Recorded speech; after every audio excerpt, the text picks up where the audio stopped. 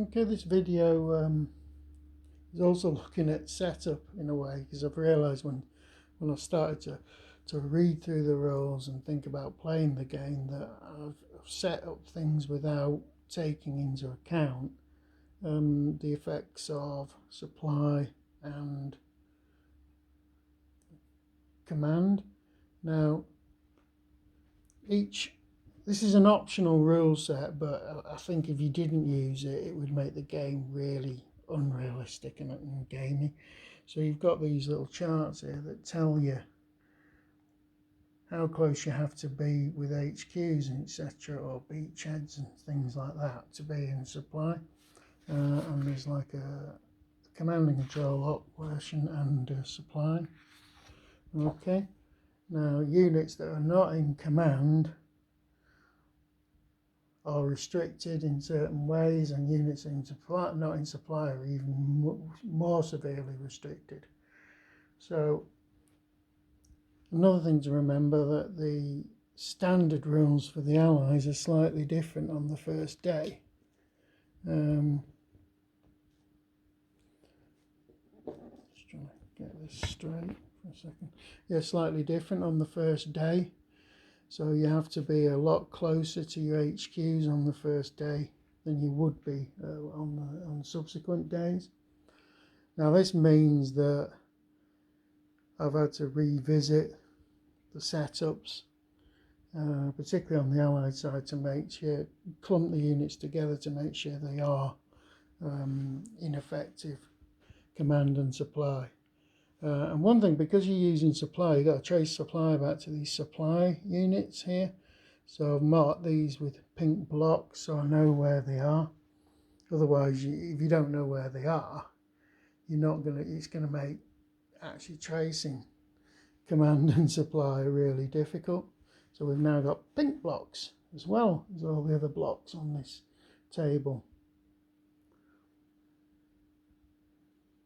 Yeah, again, the lesson here is don't set up before you've read the rule book. Another thing to remember is if you've got multiple modules, some of these charts make other charts obsolete. Now, unfortunately, I combined everything together without reading the rule book. And in the rule book, it tells you for each module which charts are to replace. So if you don't do that, you can end up with loads of charts and thinking, what was that? Am I supposed to be using this one? Am I supposed to be using that one?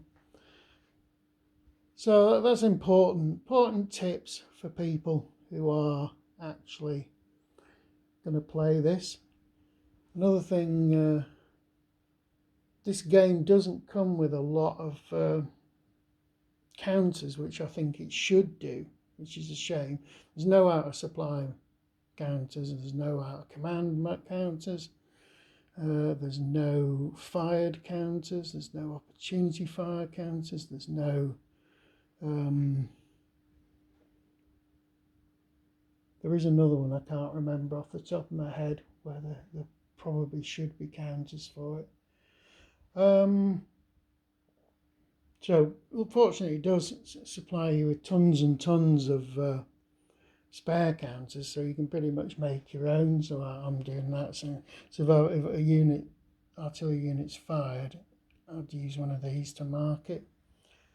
See, in the book it just says either remember it or just if it's out of supply, rotate the counters 180 degrees. If it's out of command, rotate it 90 degrees and stuff, which is a lot of messing around, to be honest.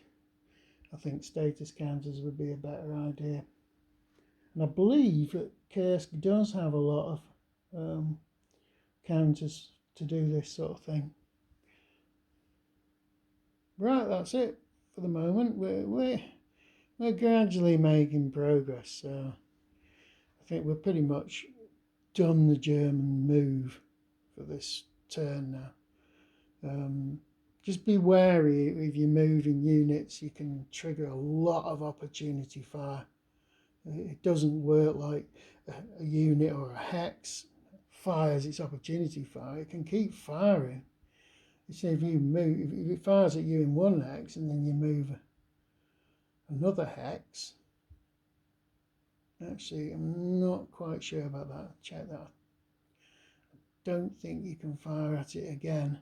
No, you can't fire at it again, but multiple hexes can fire at a unit that's moved, and then if another unit moves, those hexes can fire again. It's not as if, like a lot of games, if you fire opportunity fire, you can't use it again that phase, but this one doesn't quite work like that. Another thing to be wary of, which I found was reading the rules and looking at some instructional videos, is the way this game uses fractions rather than modified combat factors. Like things like if you're suppressed, a suppressed unit with a suppression 1 uses 10% of its movement factor. There's quite a lot of that going on, so you're going to need a calculator. I would have much preferred it if suppression said, if you suppression, you lose, I don't know, lose a certain amount of points.